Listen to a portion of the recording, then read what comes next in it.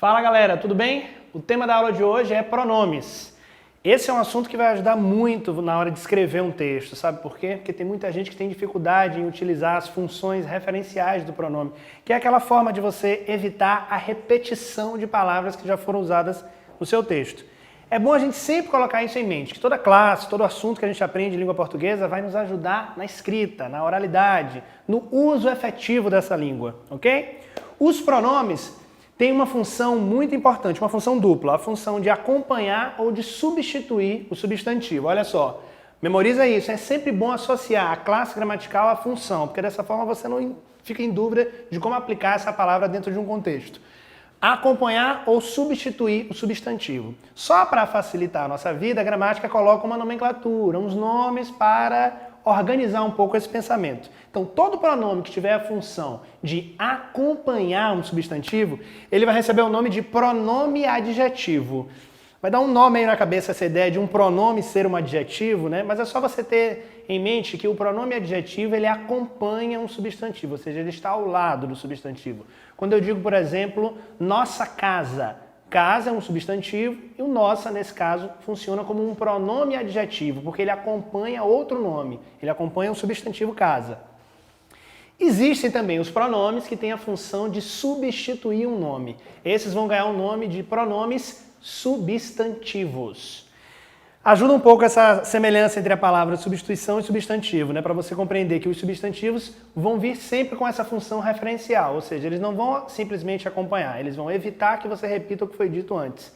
Casos comuns desses pronomes são os pronomes pessoais. Quando eu digo, por exemplo, o atendente foi gentil, ele me ajudou. Ele quem? O atendente. Então a função desse pronome aí foi uma função substantiva, ele substituiu o nome que veio antes. Então, logo de cara, a gente tem que fixar essas duas ideias do pronome. Ou ele acompanha ou ele substitui. Só que a classe dos pronomes, ela apresenta uma propriedade bem particular, que é uma distinção entre diversos tipos. Isso complica um pouco, mas como a gente vai compreender cada passo, cada nomenclatura separadamente, tenho certeza que isso vai ficar claro na sua cabeça. Vamos começar com os pronomes pessoais. Os pronomes pessoais se referem às pessoas do discurso. Calma, é tudo muito simples. Quem são essas pessoas do discurso? Existe a pessoa que fala, existe a pessoa com quem a gente fala e existe aquela pessoa sobre a qual a gente vai falar, né? Então, primeira, segunda e terceira. Vamos ficar com a primeira pessoa, é quem fala. A primeira pessoa é expressa na língua portuguesa por eu ou nós, que é aquela pessoa que fala no discurso. A segunda pessoa é expressa na língua portuguesa pelo tu e pelo vós. Com quem a gente fala. É claro que há muito tempo a gente já usa uma variação que é o você, né? A gente não tem muito costume, a depender da região do Brasil onde você mora, não há muito costume de se utilizar o tu e o vós. O vós praticamente já caiu em desuso. Onde é que ele está presente? Nos textos mais históricos, nos textos literários, nos textos religiosos, ainda há uma presença muito forte. Nos textos jurídicos, ainda há uma presença muito forte desse português um tanto mais formal. E o vós é uma marcação muito forte desse português formal. Hoje em dia, e há muitos anos, a gente utiliza o você e o vocês como segunda pessoa do discurso. Mas tem um detalhe, né? A forma que a gente vai utilizar o verbo vai ser um pouco diferente. Porque eu digo eu sou, tu és, mas com você vira eu sou, você é. Então o você também puxa uma informalidade para outras classes. Vamos lembrar? Primeira pessoa, quem fala, eu ou nós. Segunda pessoa, com quem eu falo, tu ou vós, ou nas variações mais comuns do português, você e vocês. A terceira pessoa é de quem a gente fala, que vai vir expresso pelo ele ou ela, eles ou elas. Os pronomes giram em torno dessas pessoas do discurso. A primeira, a segunda e a terceira. Tudo que a gente vai ver aqui agora tem a ver com essa divisão. Por isso que vem logo no topo, ó, os pronomes pessoais e as pessoas do discurso. Primeira, segunda e terceira. Lembra quando a gente aprende verbo e a gente tem eu, tu, ele, nós, vós, eles? Essas palavrinhas que vêm antes dos verbos são os pronomes pessoais. E tem uma classificação especial para eles. A gente chama esses pronomes pessoais de pronomes pessoais do caso reto. Por que a gente tem que compreender isso? Porque os pronomes pessoais eles são tão complexos, tão necessários, tão úteis e tão presentes na comunicação cotidiana que eles apresentam duas variações, as do caso reto e as do caso oblíquo. Os pronomes oblíquos, que vão ser partículas bem pequenas, como mi, mim, ti, contigo, si, consigo, são pronomes que vão vir depois dos verbos.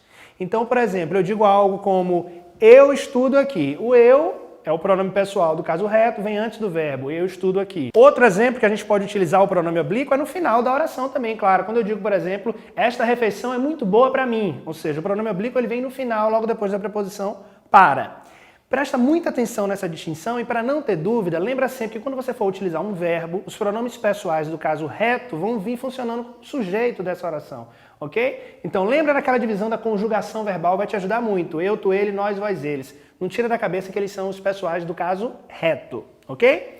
Bom, essa é a primeira grande distinção entre os pronomes na língua portuguesa. Substantivos e adjetivos e os pronomes pessoais do caso reto e do caso oblíquo. Mas você deve ter percebido que esse quadro está bem preenchido, né? Porque essa classe, nossa, ela tem muitas divisões. Mas a maioria a gente utiliza de forma tão tranquila na comunicação que a gente nem percebe que está utilizando um pronome. Alguns desses pronomes, por exemplo, são os possessivos, que também se referem às pessoas do discurso. Aquilo que pertence a mim, que pertence ao outro, pertence a quem a gente está falando. Alguns exemplos dos possessivos. Meu, minhas, nosso, nossa, delas, deles. São todos aqueles que têm uma ideia de posse e a gente utiliza o tempo inteiro, né? Quando eu digo a minha aula começa às 7, minha, possessivo. Nesse caso, um pronome com função adjetiva, porque ele acompanha o substantivo, ele não substitui. Em alguns casos, a depender do contexto, o possessivo pode vir sozinho, mas ele só vai vir sozinho se ele estiver se referindo a algo que já foi dito anteriormente no discurso. O possessivo não caminha aí aleatoriamente, eu não posso simplesmente dizer o nosso foi legal. O nosso o quê? Vai faltar o complemento, vai faltar a essência, a substância. E quem dá essa substância é o substantivo. O pronome está do lado dele, contribuindo para um significado maior das orações, das frases e dos textos. Outro tipo de pronome muito comum são os pronomes de tratamento, que são aqueles que a gente utiliza para se referir às outras pessoas do discurso. É o modo que eu me refiro a determinadas autoridades, a determinadas pessoas, seja em função do respeito, seja em função do cargo que essa pessoa ocupa, né? O você é um pronome de tratamento muito comum, que a gente utiliza com as pessoas com as quais a gente tem certa intimidade. O senhor e o senhora são os pronomes de tratamento mais evidentes para o tratamento de pessoas que exigem um nível de formalidade maior, assim como existem muitos outros, como Vossa Majestade, Vossa Santidade, que vão depender do cargo que essas pessoas ocupam, da figura política, pública que elas ocupam na sociedade. Outros pronomes que existem também são os pronomes indefinidos. Como o próprio nome sugere, eles não se definem exatamente a pessoas muito claras dentro de um contexto. Quando eu digo, por exemplo, alguns livros não prestam, são livros indefinidos, eu não estou especificando de quais livros eu estou falando, então esses pronomes que se referem a objetos, a termos não tão especificados dentro de um contexto, vão receber essa nomenclatura de pronomes indefinidos. Alguns desses exemplos nós temos. Alguns, todos, alguém, ninguém, toda, todos, são pronomes que se referem de forma muito genérica a outros substantivos e que muitas vezes podem vir com a função substantiva, ou seja, com a função de substituir o que foi dito antes. Isso é comum. Um pronome bem bacana de a gente compreender é o pronome demonstrativo. São poucos os demonstrativos, mas eles geram tanta dúvida que a galera fica de cabelo em pé para conseguir compreender a distinção, por exemplo, de este, esta, isto, isso, aquilo, aquela. Nossa, são tantas divisões que a pessoa fica até com medo de mergulhar só nesse bloquinho, né? Por isso que eu fiz questão de deixar esse bloquinho com 2 espaços. Sabe por quê? Porque existem usos variados dos demonstrativos. Eles se referem tanto a lugar, quanto a tempo, quanto à posição de algo dentro do discurso. A distinção mais fácil que a gente faz em relação a esses pronomes é em relação à posição, né? Eu posso dizer, por exemplo, se eu estivesse com um relógio, eu diria este relógio. Ele está perto de quem fala. Então eu uso este, esta ou isto.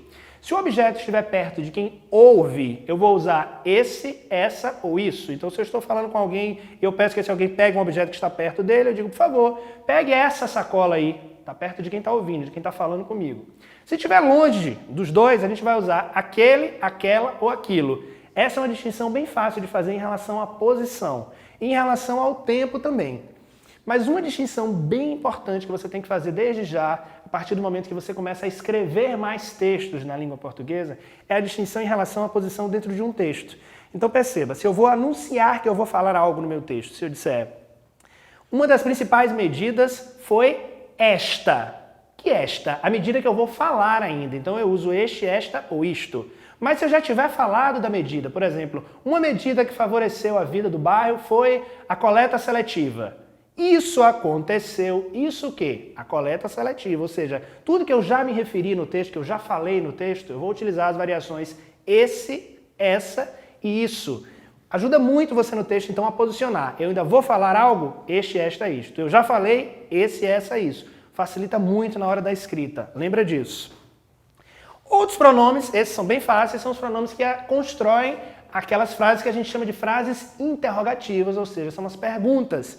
Muito comuns, como o que, como, qual, quem, são pronomes que a gente utiliza nas construções interrogativas que, quando são feitas de forma direta, contam com o sinal de interrogação no final destas frases. Então lembra que os pronomes interrogativos, bem fáceis, são aqueles usados para a construção de frases interrogativas, ok? Então vamos dar uma recapitulada? Pronomes substituem, acompanham o substantivo, podem ser adjetivos ou substantivos, e sempre se referem às pessoas do discurso. Quem fala, com quem eu falo ou de quem a gente fala. Lembra disso, lembra da posição do pronome em relação ao substantivo, que você vai perceber que o seu texto vai ter uma qualidade muito melhor a partir de agora se você souber brincar com esses diferentes tipos de pronomes que a gente acabou de aprender, ok? Esse foi o tema da aula de hoje, então, pronomes. Muito obrigado.